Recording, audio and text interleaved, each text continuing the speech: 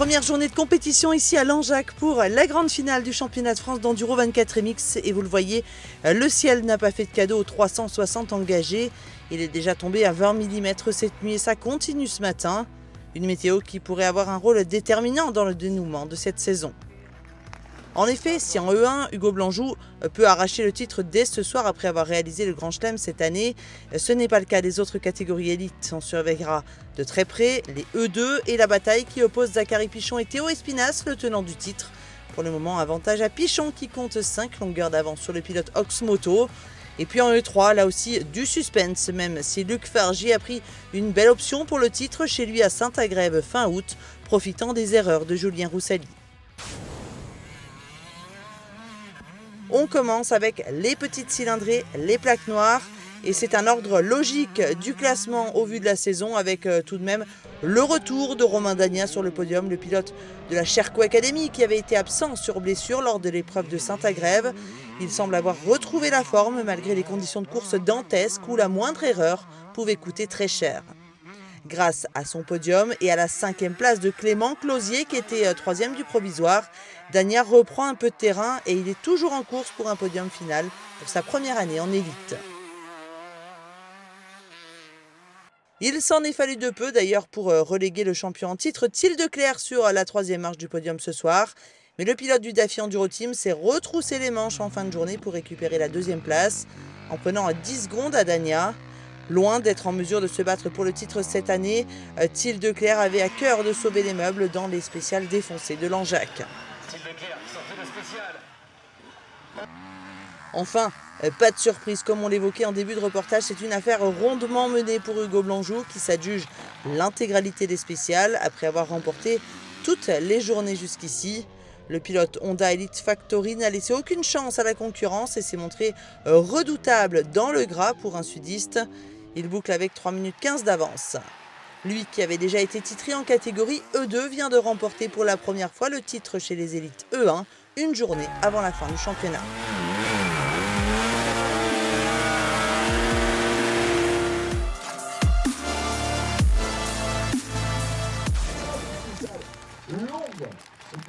En E2, là, ce n'est pas la même chanson.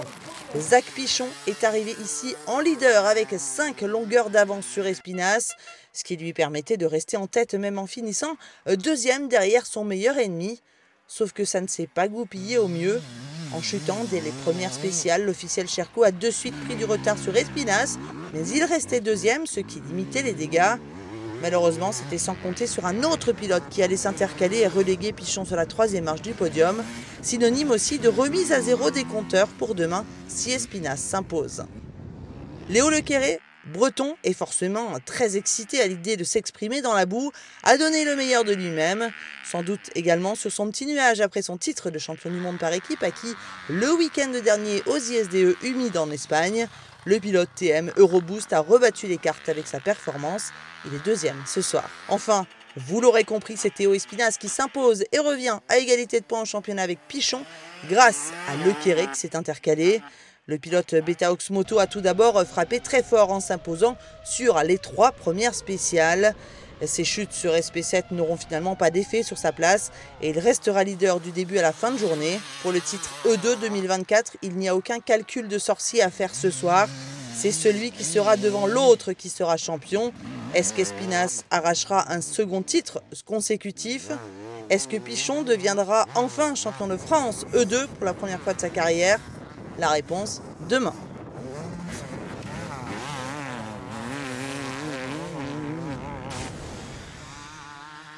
Enfin, E3, là aussi, il s'est passé des choses pour le titre et on pense très fort à Julien Roussali qui ne se battra pas pour être sacré champion puisqu'il est sorti de la course sur chute.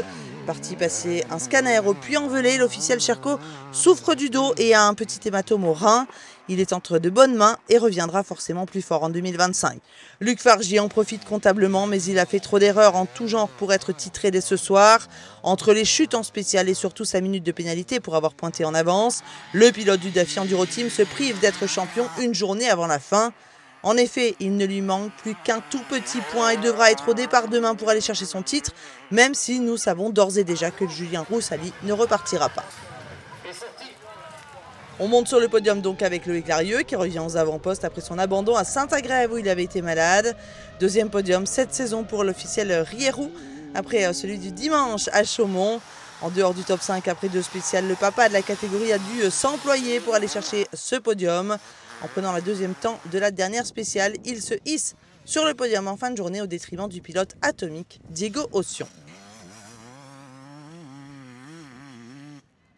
Deuxième place pour Antoine Alix, lui aussi fraîchement rentré d'Espagne où il a pris avec ses coéquipiers la médaille d'argent aux ISDE catégorie junior. On retiendra une journée en 2 temps pour le pilote Beta Oxmoto avec une seconde partie bien meilleure que la première et surtout une victoire de catégorie dans SP5. Le gap était trop important pour jouer la gagne. En effet, c'est Antoine Maguin qui s'impose à Langeac avec 1 minute d'avance sur la concurrence. Le Belge, venu effectuer 2 piges sur le France en fin de saison, défendait les couleurs de son pays également en Espagne et semble à l'aise dans la boue. 2 spéciales seulement ont échappé à l'officiel Cherco aujourd'hui. Rendez-vous demain pour l'ultime journée du championnat de France d'enduro 24 MX à Langeac. Ce sera humide, on attend encore de la pluie, au moins 20 mm cette nuit. Mais cette journée titrera un pilote chez les E2, un autre chez les élites E3. Les paris sont ouverts. À demain.